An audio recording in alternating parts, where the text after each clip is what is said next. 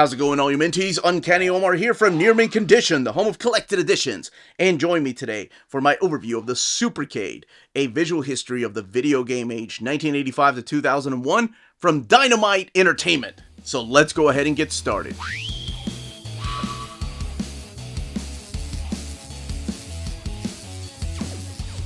And welcome back, everybody. Now, before we get started, I want to give a huge thank you to Vincent Faust and the folks at Dynamite Entertainment for sending us a copy of this book. I had no idea that they were printing things like this, so it makes me really excited to talk about this stuff.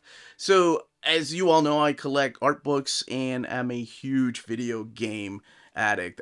It's a taste of growing up in the arcades is what happened. So this freaking cover just spoke to me. So there was a previous book before this one, and it came out years ago. I think it came out in, oh my gosh, I want to say like 20 years ago.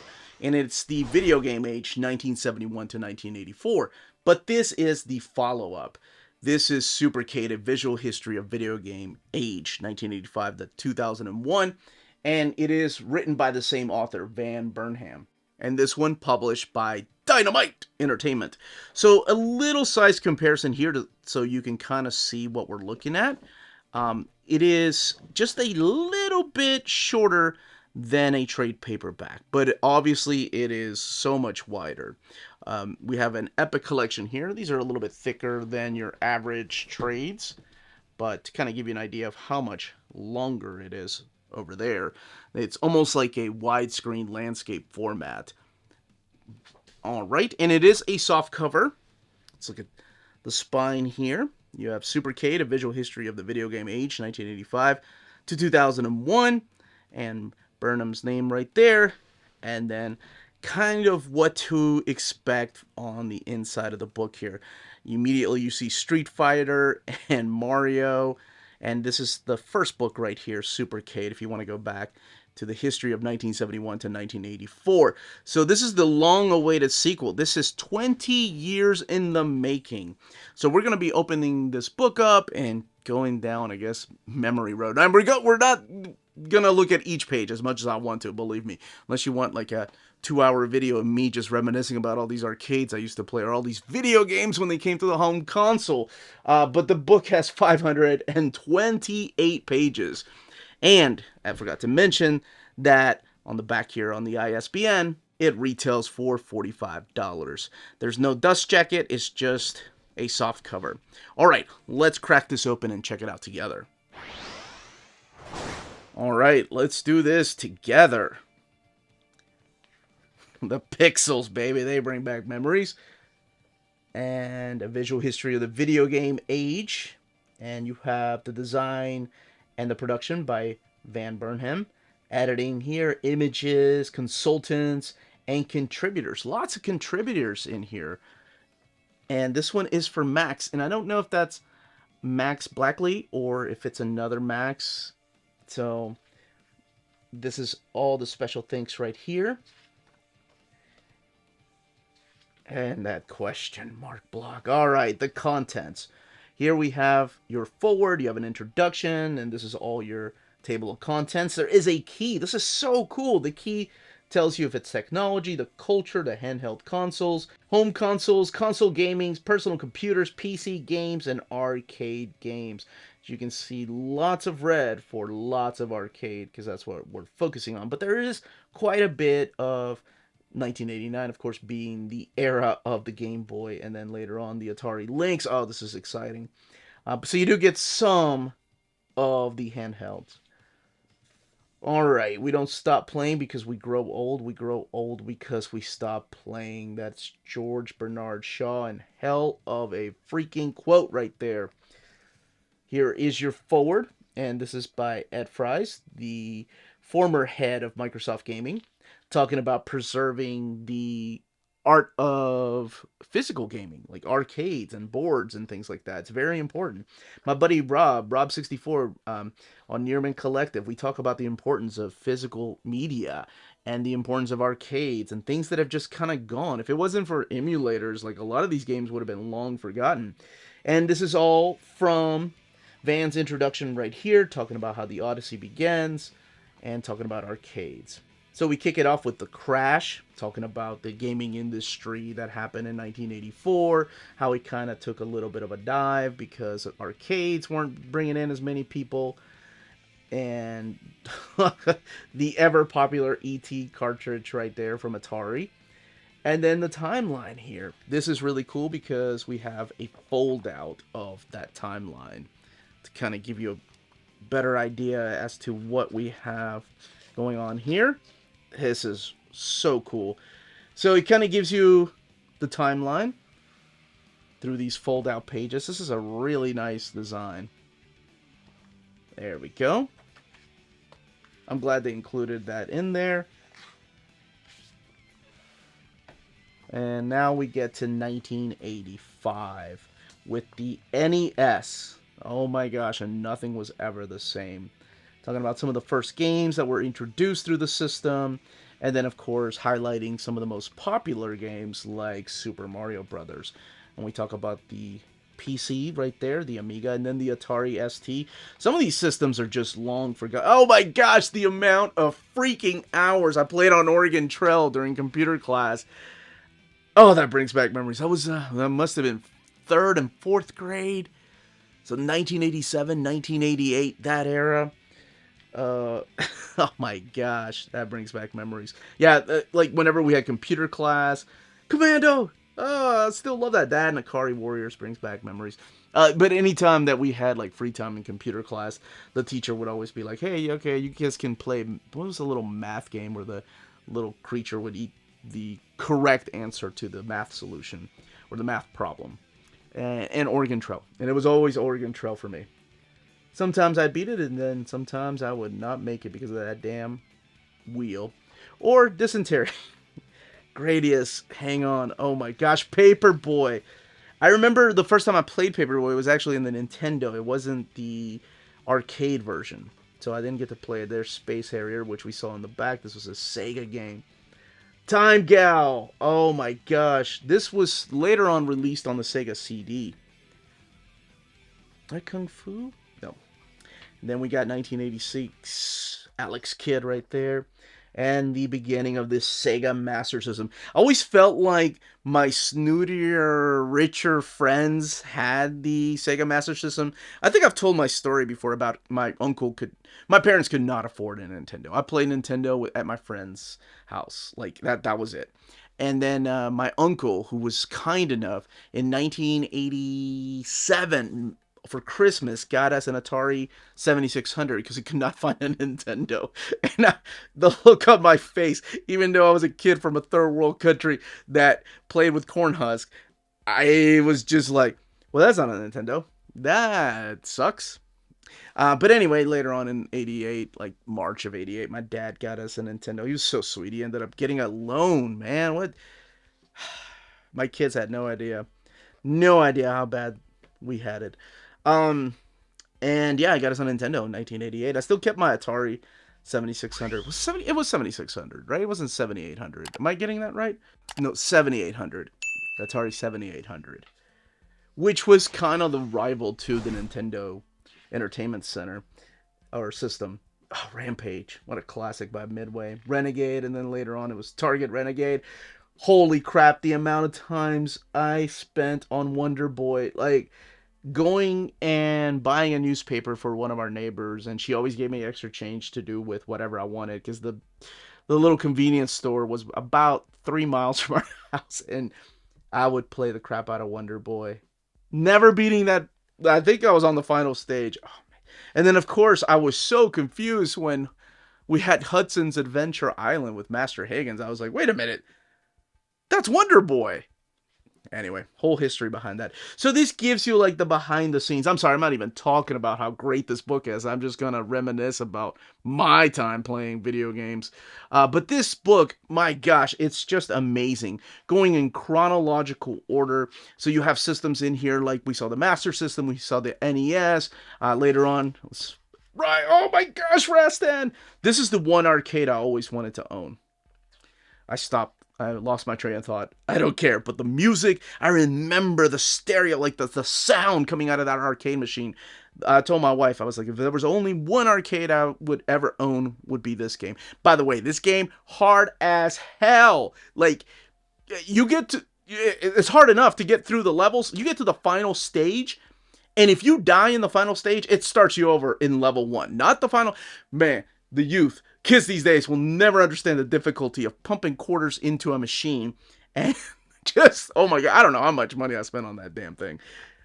Where was I? Oh, yes. Sorry. You'll see later on TurboGrafx 16. You'll see, of course, the Sega Genesis, the Super Nintendo, the beginning of the CD systems with the PlayStation. Oh my gosh, the first time I saw the colors on the Super Nintendo, I remember the Nintendo Power, must have been Nintendo Power magazine, or it might have been, maybe it was EGM at that time, that had like coming soon Super Nintendo, and I remember being blown away by the colors. I was just in awe. I was like, oh my gosh, Nintendo's making these things? I had no idea it was going to be a different console.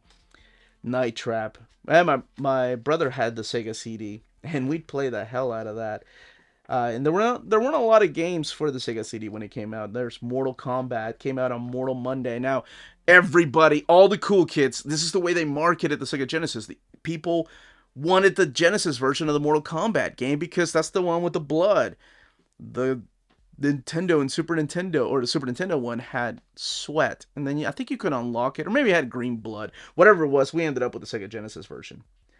Yeah, by this time around, like, when these games were coming out, I was making my own money, and I was buying consoles and video games, and this freaking 6-player arcade machine right here of X-Men, based on the one cartoon, Pride of the X-Men. I had a 3DO. Now, I can't remember which 3DO. I think I had the Panasonic version. I did not get the Atari Jaguar. Thank goodness for that, because, man, that thing sucked. Batsugan, oh my gosh, that brings back memories. Cyber Sled. Here, let's fast forward a little bit. So, sorry, I'm just going down this in chronological order. Final Fantasy VII. This, there's always a game that sells systems. And back from what I remember, Final Fantasy VII was the game that just nail in the coffin on the Sega Saturn. Sega Saturn is still my favorite system of all time. But a man can admit defeat. Because in 1997, when this stupid game came out, I was like, well, I guess I'll get a PlayStation. Now, I wasn't a fan of Final Fantasy VII. I think they changed it too much, and I know a lot of my viewers love it. They're like, what? When they find out that I did not like Final Fantasy VII, a lot of them are like, what are you talking about? It's the greatest game ever. Now, of course, that may have something to do with age, too, right? My favorite Final Fantasy will always be 3 or 6 in Japan. But in America, it was called 3. And I think that was just the peak of perfection. And I did try. I played 7. I didn't even try 8. I did play 9, and I played 10 and 12. I think 12 was the last one I played. And then I just watched my family play it now. And I just, you grow. Maybe I grew out of it. And oh my gosh, the Sega Saturn. Even though they were trying to push 3D, it was the best 2D system out there. The Chrono Trigger, love that game. Chrono Trigger, Earthbound, Final Fantasy VI. Even though it wasn't Secret of Mana, we got Secret of Evermore. Oh, what a great time for gaming. That's back when I could fake being sick and stay home. I remember, I will never forget this. It's funny because today the Tears of the Kingdom just dropped, and my friends and I were talking about, man, do you remember like staying home sick? I did. I did that. I pulled that card a couple times. One was with Final Fantasy VI. I stayed home 3 days. I was like, I can't go to school. What a journey. The other time was when Super Mario World came out. Yeah, for the Super Nintendo. When the Super Nintendo first came out, I was like, oh, I gotta stay home. Guys, we were joking about staying home to play Tears of the Kingdom. This is the Dreamcast era right here. The Neo Geo Pocket. I still had some of those. I have some of my Dreamcast games. Mainly, I've kept all of my Sega Saturn games. All of my PlayStation JRPGs. This is so cool, man. 2001, the Dreamcast era.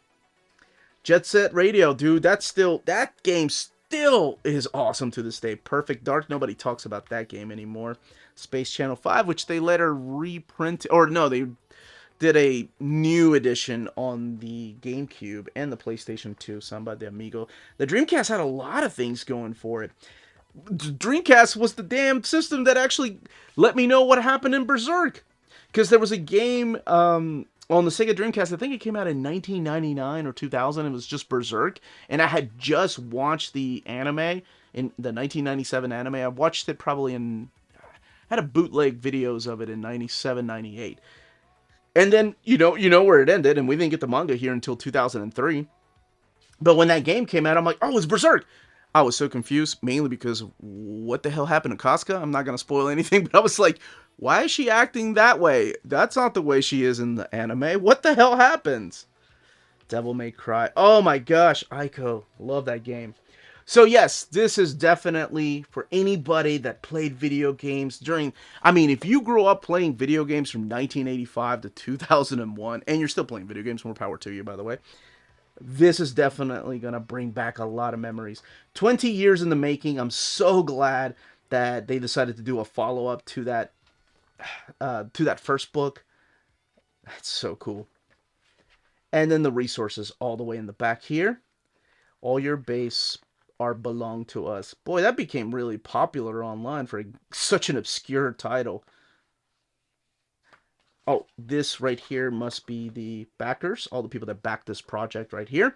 But now you can purchase it anywhere books are sold. And there's some more images back here. Yes, this is definitely one of those coffee table books. It's definitely a gift for people that love video games and just want to know more about the history, more of the behind the scenes. Here's the contributors back here. And then the VIP contributors. Very nice. The back of the book. Now go and do something. I love that. Okay. As far as the binding of the book, that's from the Punisher Arcade, I believe. It is glued binding. So you don't really have an eye or anything because it is glued binding. And the paper stock is this really thick paper. The book has 528 pages. And it covers everything. I mean, from the Atari 7800, not 7600, to the Super Nintendo era, to the Sega Saturn era, the Dreamcast, the PlayStation. Like, this just covers everything until 2001. I would love to see a follow-up from 2001 to 2000, and give it to me, baby, 2023, where we just had Tears of the Kingdom. So I hope that they're already working on that, and it doesn't take 20 years to get made, because I believe the first one came out 20 years ago. But that's it. Hope you enjoyed this trip down memory lane with me. That, as they say, is that. If you're interested in purchasing this book, don't forget to check out our sponsor, cheapgraphicnovels.com, your online home for graphic novels and collected editions up to 50% off cover price. They have excellent shipping and prompt and helpful service. Check out their bargain deals for up to 90% off cover price. And don't forget that CGN also takes pre-orders. That way you don't miss out on the hottest releases. And they are currently running a special promotion for you Minties. If you're a first-time customer, after receiving your order confirmation email, reply back to that email and let them know Near Mint Condition sent you their way. They will then apply a free shipping promotional credit to your next order in the US. Cheap Graphic Novels, your source for the hottest books with the kind of deep discount, quality shipping, and customer service that will keep you coming back for more. And that was the content, the page count, and build of this book. Let me know in the comments down below if books like this interest you, if you're a big fan of this era of arcades. Huge fan. I love this stuff. So, yes, this book just spoke to me, and it just brought back so many memories. Leave those comments down below. If you have any questions, leave them down below. Don't forget to smash that like button, subscribe, and ring that bell for notifications to let you know when our videos are going live.